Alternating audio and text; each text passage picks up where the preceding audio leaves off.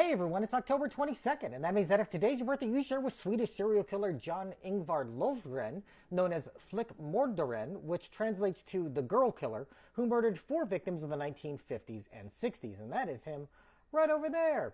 And I'd like to apologize for my terrible Swedish pronunciation. Born in 1930, Lövgren grew up in an orphanage when both his parents died while he was a young child.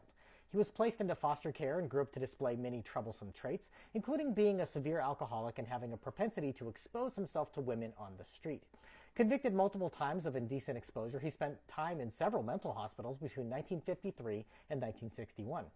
He was considered weak-minded and had a childlike demeanor, and his doctors thought he had an intellectual disability and was only able to find work as a gardener.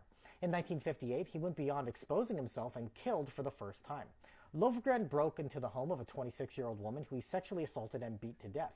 He got away clean, and the authorities never even considered him a suspect until he confessed to this murder years later. In 1962, he killed again when he sexually assaulted and killed a 62-year-old woman, again beating her to death. The crimes that gave him his nickname occurred in 1963 when he molested and killed a 6-year-old girl, then a month later did the same to a 4-year-old. He beat them to death with a rock, an especially brutal means of killing. He left a trail of clothes belonging to his last victim as he fled the scene, but all he did was lead the police to his neighborhood like they were following stones left by Hansel and Gretel. Playmates of his final victim were able to identify Lövgren as the man they saw their friend with before she turned up dead, and he was arrested.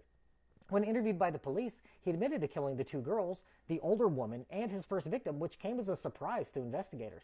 He was deemed mentally incompetent and sent to the psychiatric ward of Salberga prison, where he remained until the end of his life when he died from cancer in 2002 at the age of 71.